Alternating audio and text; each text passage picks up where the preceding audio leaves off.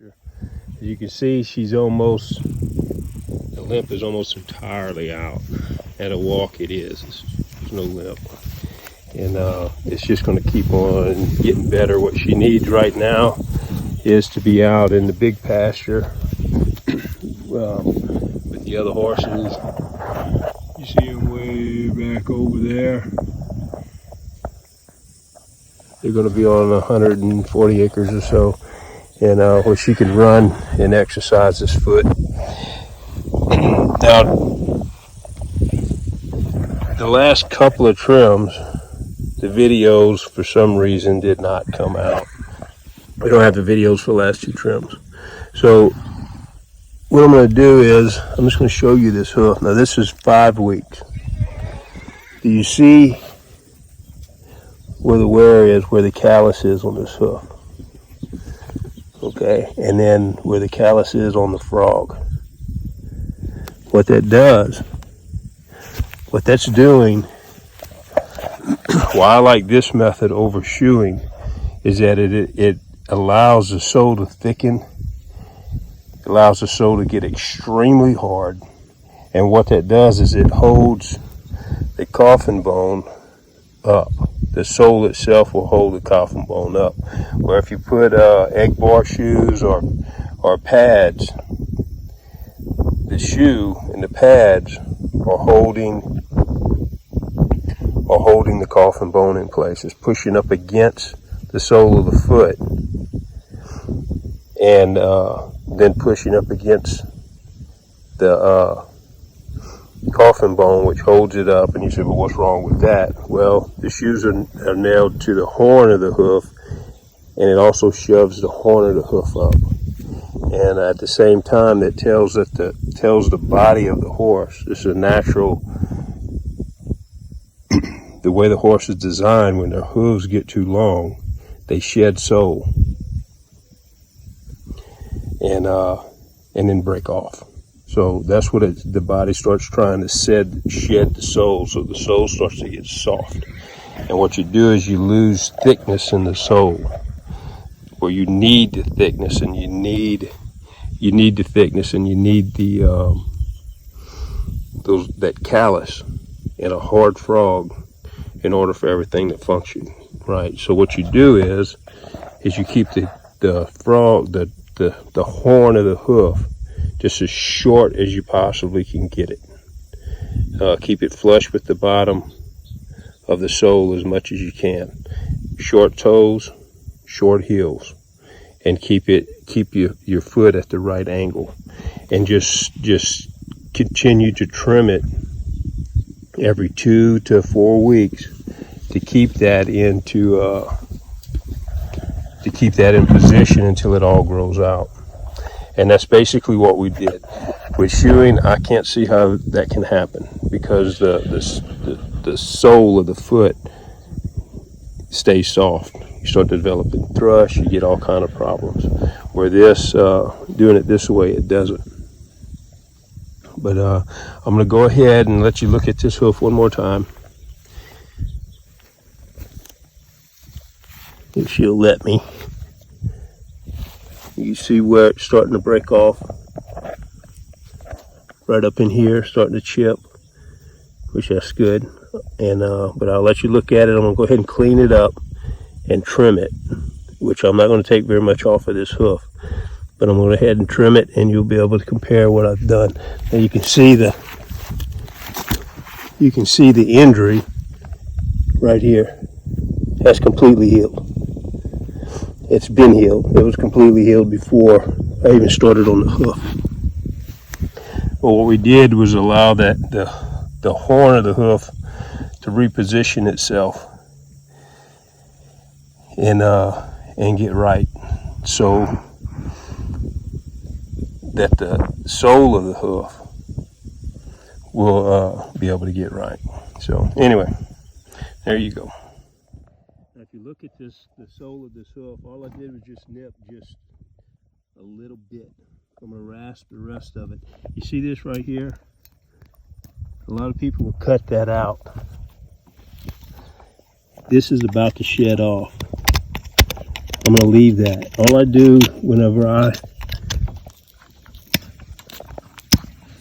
do the bottom of the hoof is I don't really cut. I just scrape this stuff out. If it comes out, good. If it don't, I leave it. Okay?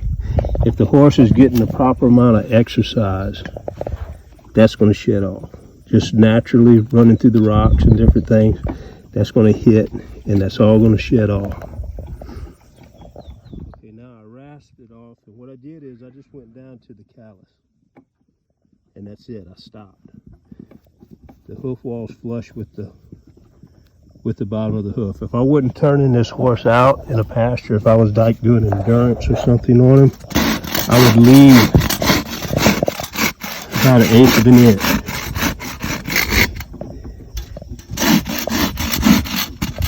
Above the sole, and that would wear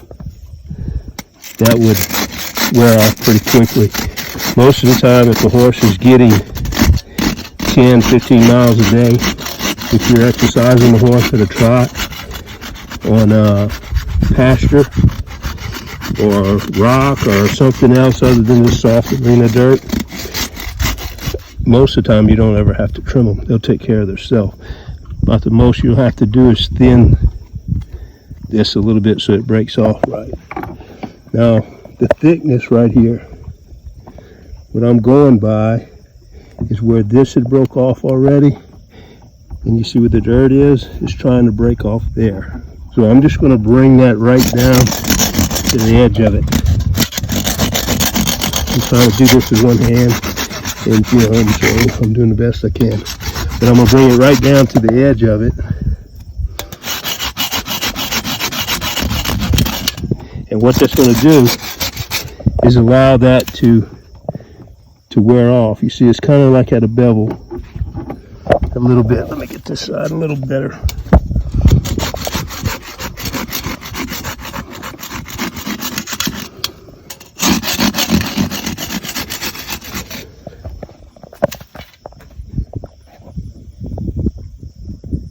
And what that's going to do is kind of like at a bevel. So what that's going to do is just wear down, and it's going to wear kind of rounded like this. Okay, so that's all I do to the bottom. That's all I'm going to do to the bottom. Now that I have good, thick, hard callus foot, good, thick, hard callus on this frog. I'm not cutting this frog out. I'm going to let this frog come off naturally. Now I'm going to get it from the top.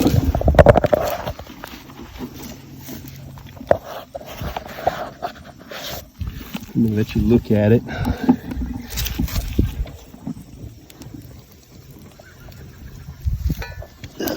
Give me her foot. Okay, you can see from the top, you see where the injury was, where it's doing that hoof, where it's coming down. Right here is where that chip was that we was looking at underneath. So if you can see, all of that is looking good. These stress rings right here, this last one is where it would have broke off, but you can see where it's breaking off. So what I'm going to do is, when I trim it, I'm going to trim to that stress ring. I'm going to mimic it breaking. The stress ring was here. What I did is I just went straight down from it, knocked it off, and then rounded it like this. And I went kind of by this, how this broke off right here.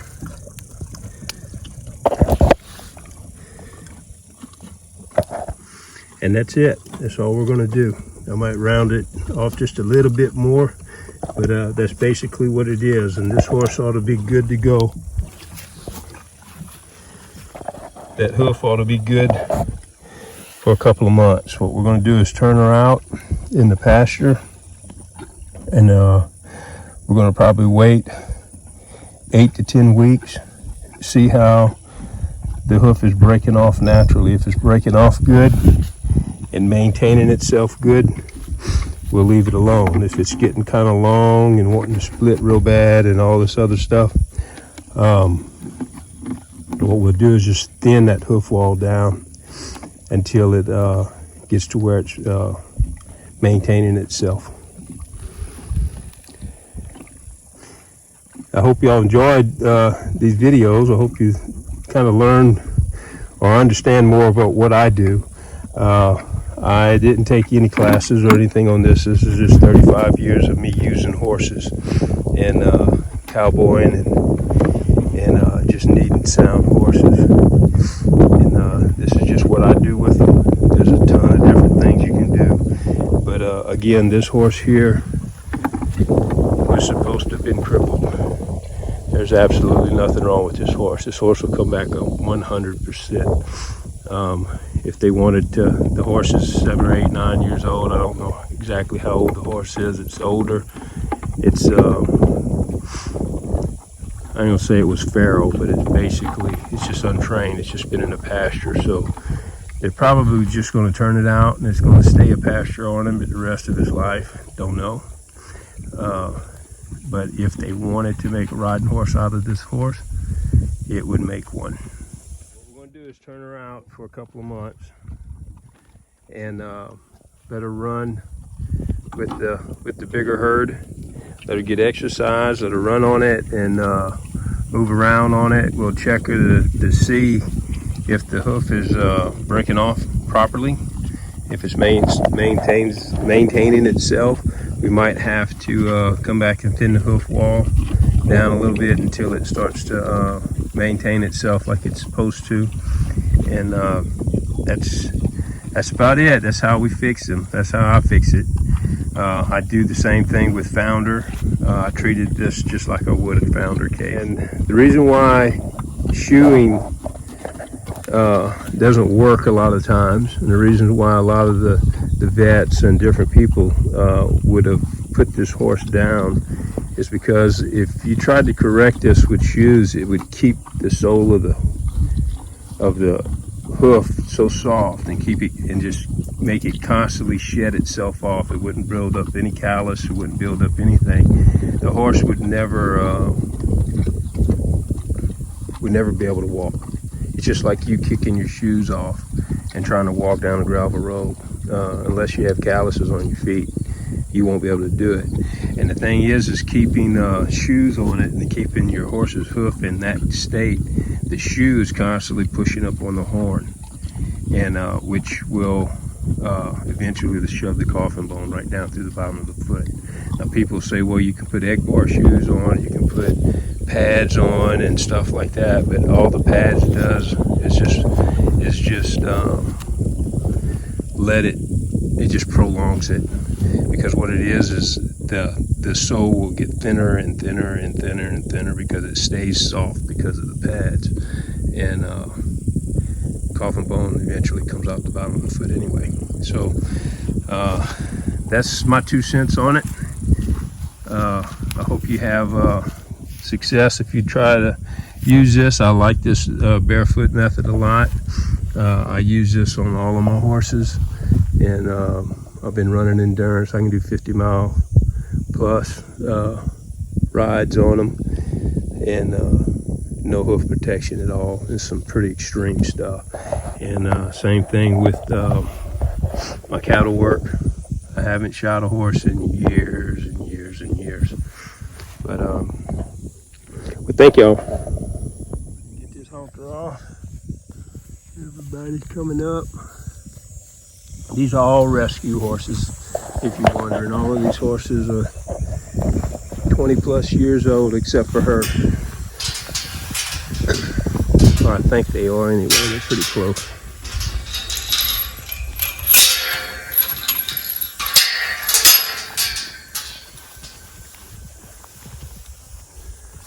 You can see the terrain. It's all natural terrain. There's rocks, there's dirt, there's grass, there's all kinds of things. They have tanks on it. It's a really nice retirement home for horses. If I was a horse, I'd love to be here when I got these guys' age.